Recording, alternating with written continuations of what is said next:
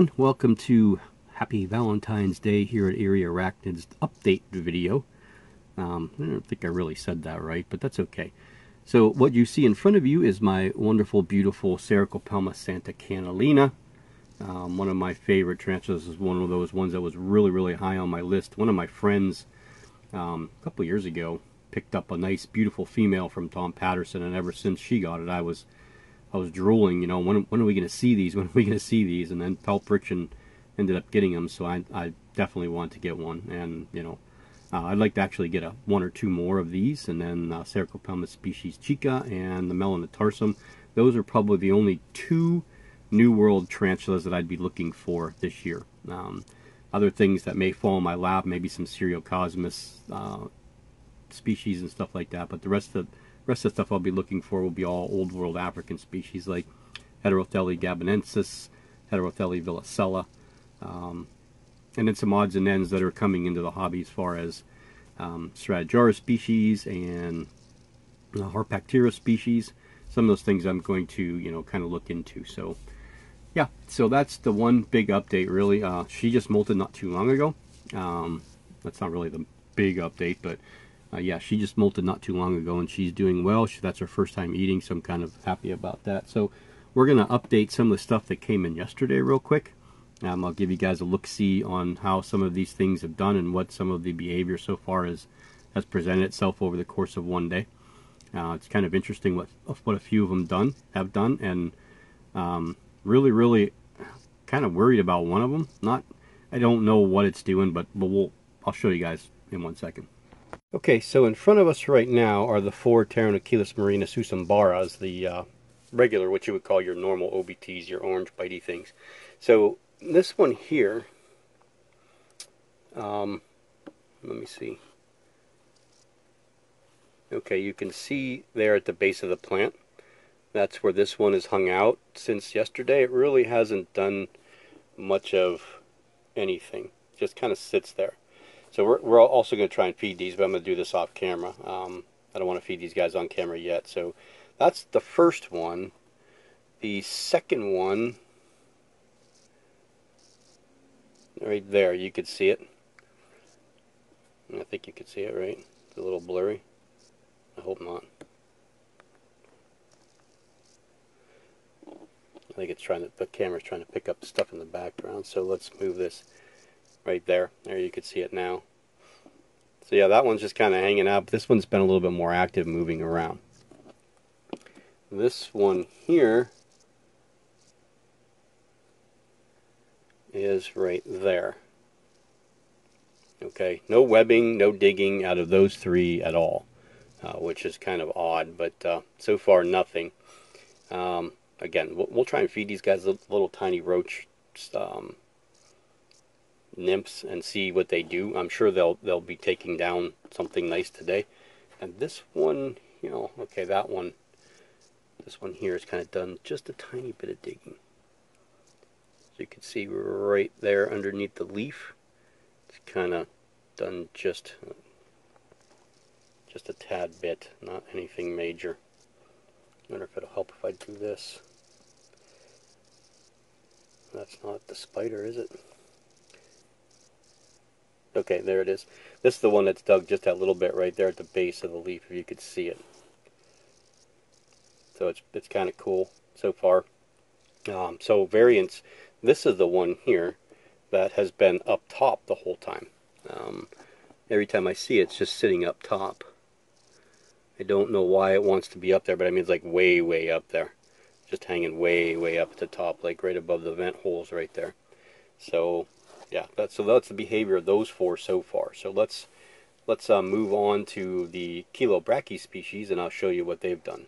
Okay, so I'm using a different light here back here, so hopefully this will give us a little better view. I know we're trying to pick up some of this stuff in the background, but here's the Chilobrachys discalis. This one so far, as you can see right there, this one's done some serious digging, and it's up. So I think this one would feed if we threw something in there. So let's try it. We'll throw a nymph red runner in there and see if we can't get it to have a nice little attack. I think we will, just by the the way it's been acting, I think it'll come out and feed. Yep. That was a no-brainer, huh? Right in the hole it went. So, yeah, so this one's doing well so far. I think it's been one of the most active reconstructors out of everything that's come in yesterday. So that's the Discalus. Move that one off to the side.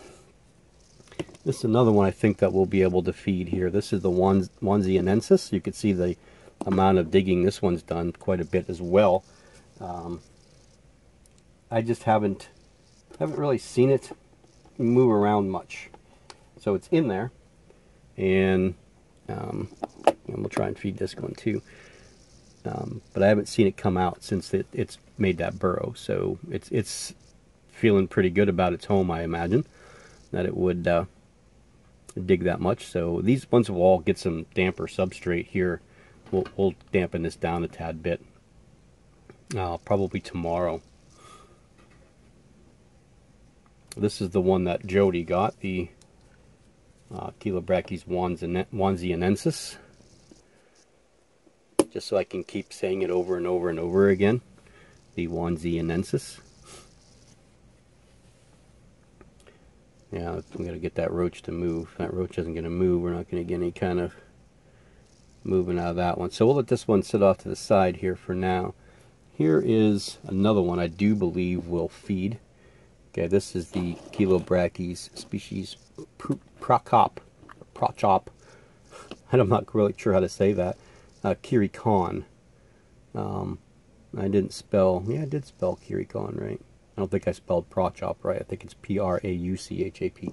But you could see the amount of digging this one's done and the webbing in the background. So we'll try and also feed this one. This one's a tad bit bigger. So we'll try something that's just a tad bit bigger and see if we can't get it to feed. If I can get the one I'm looking for. Come on.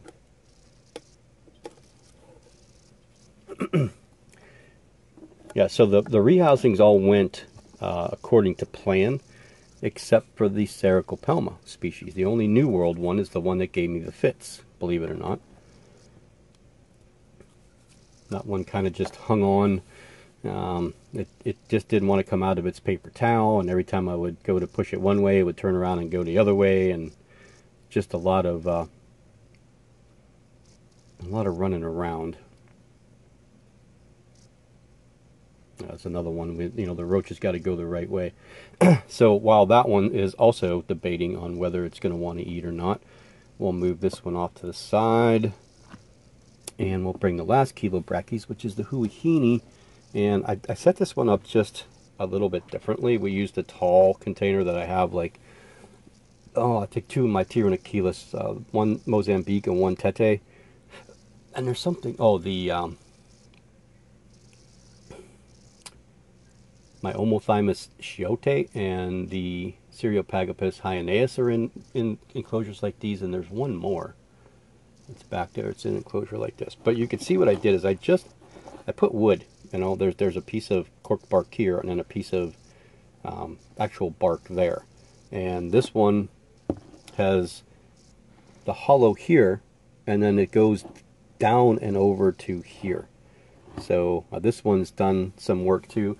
I do believe we might be able to get this one to possibly eat as well, but again, it's a matter of being able to get the roach to go the right way for it to come out and eat. But yeah, I'm really excited about the Huahine. That was one of the first Chilobrachys that really interested me.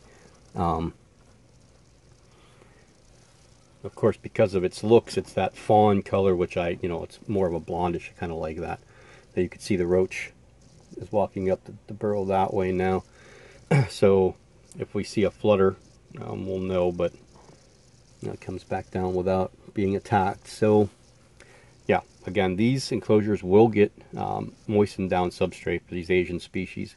They all have small holes in them to try and keep some of the humidity in. This is the Zoomed jungle mix. I really like this stuff. I think it holds moisture really well, holds humidity really well. So I highly recommend this. We'll get some springtails in this guy because of the cork bark and the piece of bark here to make sure that we don't get any kind of mold. So those are the 4 kilo brackies that we got. So let's move on to the others. Okay, so this is the Orphnaceous, so I said it right that time, species Penne Blue. Again, this is one that really excited me. This is a last minute ad for me. This one here, and then the other Ceratogyrus marshalli. But I'm really excited about this one and watching this one grow. They are really quite stunning when you do get to see them out. So we'll see if this one might be interested in feeding.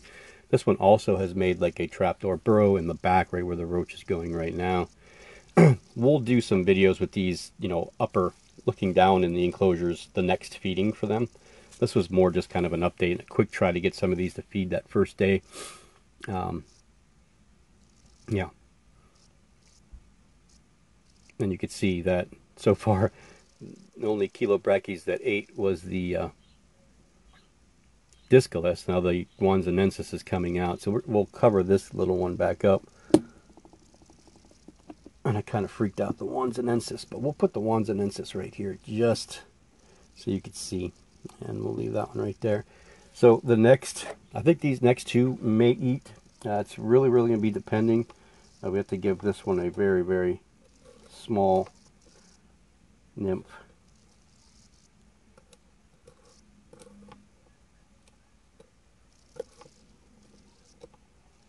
Sorry, trying to catch one of these little tiny ones. Here is, okay, this is the Orphnaceous philippinus. This was the gift from Byron. Now I'm waiting to hear back from him because he sent me a message and said Cheddar Bob would be a cool name. And I was like, oh, you know, yeah, you're probably right, but what if it's a girl? We could call it Cheddar Bobby. But since Byron is from Indiana and I was born in Indiana and we were both born in Columbus, I'm thinking that I might want to name this one Hoosier. And if you know the Indiana Hoosiers, their mascot. So we'll see what he says. I kind of like the idea, but who knows? If you notice these 50 gram vials, these are kind of like probably runoffs, ones that weren't clear enough or good enough. They were real cheap. I went in with Amy to get these. She took the majority of them and then sent me like 40 or 30 or something like that. And you could tell they're not perfect. They are kind of, you know, lined and somewhat opaque. So we'll get better clips of these guys when we can look down on them. But the little guys are right there. And I always worry with these Asian species, these tiny little slings. You could see it right there. I'm going to put some sphagnum moss in there, some of that Zoomed. I think it's like New Zealand sphagnum moss, that kind of stringy, tan-looking stuff, to give it some cover, and then also hold some moisture for it. For this one especially. And we may do that with the Penne Blue, and we might add that in with a couple of kilo brachy species. I'm not really quite sure yet, but yeah, you can see the Wanzenensis now. Wanzenensis, we're webbing. They might have actually got the roach, and we just didn't see it, and it's now webbing up its little tiny. Look at that skinny little tube butt. It's one of the things I like about kilo bracchies. They have that long, slender abdomen. Same with the Orphnaceous. And a lot of the Ornithoctonus or Ornithoctonae species. Yeah, that's because the roach is right in front of our O. philippinus there, and to no avail. So we'll put that one off to the side. Move the Penne Blue off to the side. You can watch the Wanzenensis for a second. When I get another little tiny roach, we'll try to feed the Ceratogyrus marshalli. That one has made somewhat of a cylindrical tube, which you'll see. You can see the, we call them the dirt turrets that are, African species are famous for that. Some even New World stuff is famous for that. So what we'll try to do is try and give you this look, maybe. Am I wrong because of the lighting? Yeah, need to be on this side, huh? So we'll throw a little roach in there and see if this one will come out and feed.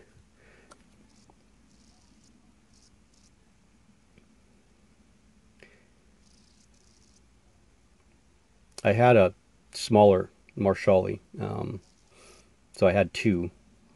The little larger sling that I have right now, and then I had a small sling, and it was small. Like this one's maybe just a tad bit smaller than the one that I had, and it just, no matter what I did, I couldn't get it to feed. I couldn't get to do much of anything, and it eventually passed away.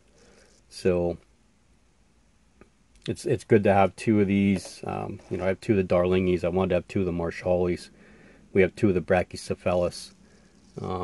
I'd like to get another Sandarian, another Myriadonalis as well, to have two of each, but not easy to find those. Yeah, so this little guy's not coming out either.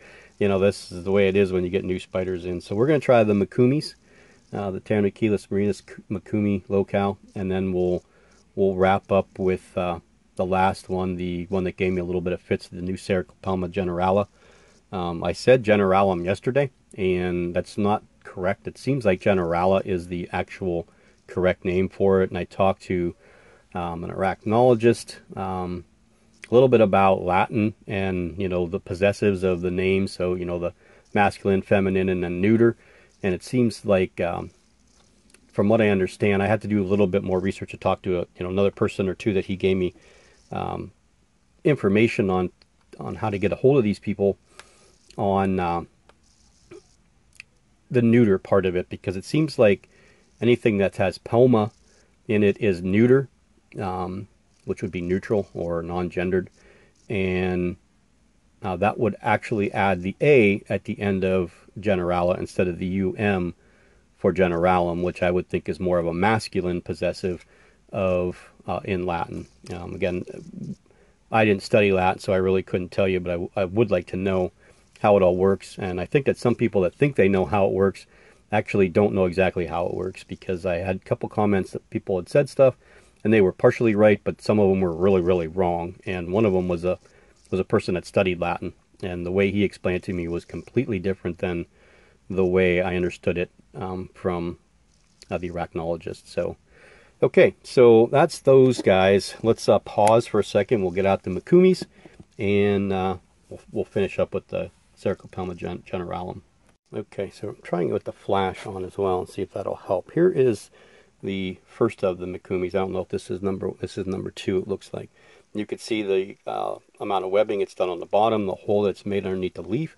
So hopefully this one may grace us with its presence, come out and munch on this roach for us. That would be kind of nice. Andrew gets a lot of, Andy from Andrew's Exotic gets a lot of good footage with these vials. I seem to struggle with these guys in the vials. They just don't want to eat for me.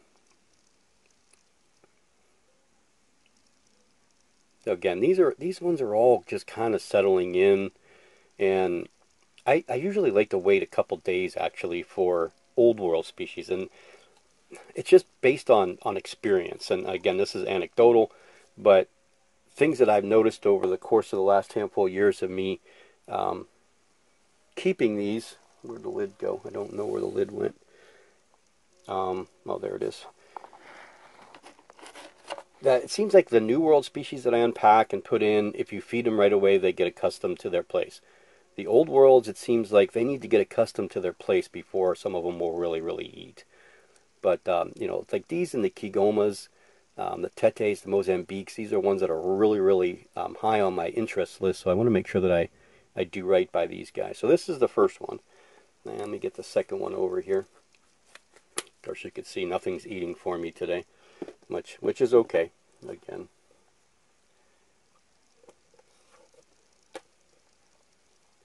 Here's the second one. Now this one did some odd webbing, as you can see. And it was actually sitting on the webbing like it was a orb weaver. Earlier today I was kind of like, wow, that's kind of interesting the way it was sitting on there. But you can see the webbing in there, and the way that the webbing is. It's real tight and wide.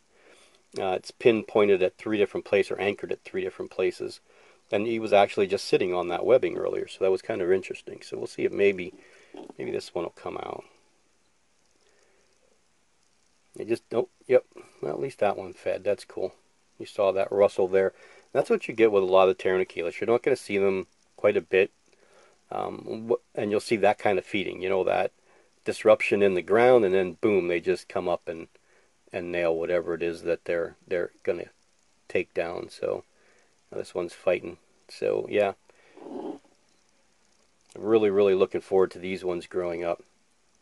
These in the Kigomas. especially. My Tetes and my Mozambiques are starting to put on a little bit of size. Not huge, but they're at least over an inch now, which is huge. When you get them to that point, you feel so much better, you know. Okay, so I'm going to pause you one more time. We're going to get the Generala out and see if we can't possibly feed that one. I had a water, there's the water dish right there I wanted to put in there. So we'll get that in there for it too and give it some water. Okay, so off the left-hand corner you'll see the opening, and there is the hind end of the tarantula right there. The back leg, two back legs on the left side are sticking out, so hopefully it'll want to eat. It's got this piece of bark that goes all the way to the back. This was the hide for Cujo, who went to Tracy. Yeah, this was the hide for Cujo, even though he didn't really use it all that often, so I wanted to recycle it. It's kind of curved at the end, a little bit wider, and of course this guy decided just to dig in the corner there. I do not know if it goes all the way through or not. I would think it does, but who knows. There we go. Sarcopelmas, they just like to eat. It's just that easy, that simple. I mean, they're great spiders. If you don't have a Sarcopelma, if it's something that, you know, you're trying to decide on picking something up, look into the Sarcopelma genus. They're really cool spiders. You wouldn't be disappointed with any of them. I think the Rubronitins are the largest of the genus. They're I think the Guatemalan red rump. Are they Guatemalan? I can't remember now. I don't think they're Guatemalan. I think that's the Sabulosum, right? Oh, is it the giant Panama red rump? That might be it. But yeah, this one's nice and skinny, so this roach should help it out a little bit. And that's really all the new stuff that came in. So the next clip you'll see was kind of a little excitement. I didn't really film it very well, but it's the Simulpaeus pulcher. So I don't want to give it away. I think some of you guys heard it yesterday in the live feed, but if you haven't, you'll be able to check that little clip out, and then we'll finish up with the clips from our friends. There are 4 clips from some different YouTubers that sent some clips for me for Valentine's Day. I asked for collab clips, and I only got 4 people to do it. I think people don't like me. I had a couple people say, yeah, we'll do it, we will do it, and then just, you know, I hate bugging people, but yeah, they didn't end up doing it. And there's been a lot of collabs going along, and Fatal Fangs is just finishing up, so we'll try and get something done. If you want to see a couple of my clips on Tobias Yarwood, did a feeding montage. I think I sent him 3 or 4 quick clips. They're on there. And Al's Arachnids, I'm on there for what got you into the tarantula hobby, basically. So you can go check that out. If I remember, I'll add their links down below, but I'll definitely add the links for the last 4 that are going to be here. And if you have any questions, please comment. I wished I got more comments, you know, or more people wanted to contact me. I can't wait till the days I get a lot of people from YouTube want to send me emails and, you know, with questions, or, you know, messaging me with, I mean, I do get quite a bit, don't get me wrong, but I could stand another 20 or 30 a day. That would be just kind of cool. I just enjoy it. So let's see, any other crazy updates. My Cereopagopus lividus has been out a lot, as well as the Cereopagopus pagana / Von Worthy, depending on which one it is. The Hadruus arizonensis right now is going crazy up there, so I'll probably have to feed that guy. And no eggsac yet for the Nandu Colorado villosus. I would imagine if we don't see something in the next month or 2, we may not see anything. My second Simulpaeus pulcher doesn't look like she's gaining any kind of weight, so I do not believe that she is gravid at all. My male Huahini's hanging on still, and so is my male Sabulosum. Both of those guys mature, and they're still doing okay. I don't know that there's any major molts. I'm waiting for my Brachypelma auratum. I think that would be the next one that looked like we were getting close, but it fed the other day, so go figure. There's Obi. I like looking at him. He just kind of looks at you, you know, you just kind of stare each other down. But yeah, so we're going to do a feeding video, actually feeding video. We'll have OB, the Brachypelma albopilosums, try to get both of them this time. My Euopilastris campostratus, Brachypelma vagans. We'll try the Grammostola rosea porteri. My smaller Brachypelma homori. The female Brachypelma homori and albiceps, and my GBB. Maybe we'll get the scorpion in there, both that one and the Opisthothalamus wahlbergi.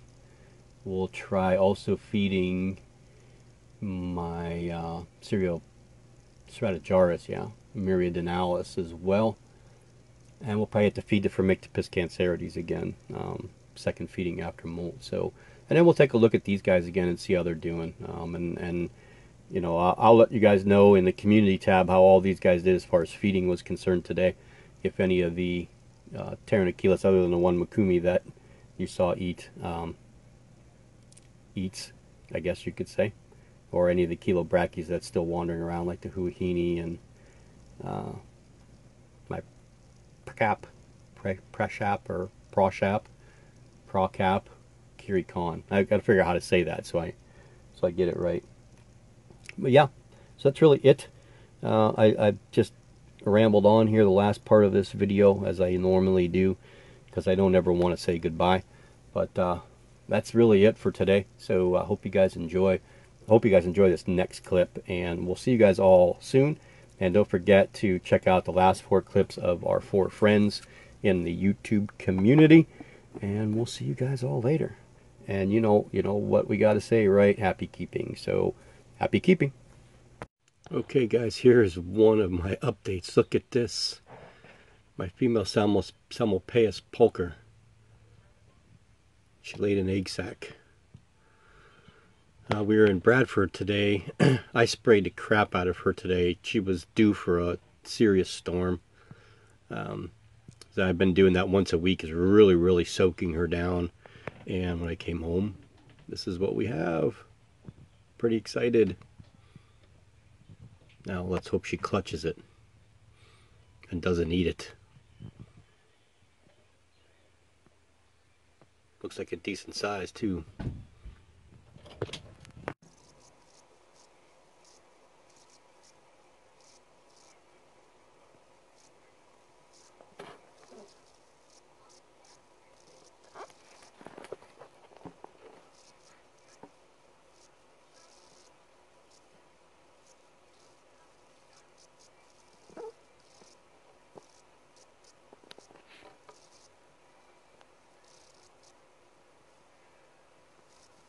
What's up, guys? It's Patricia from TarantulaHeaven.com and the Tarantula Heaven YouTube channel.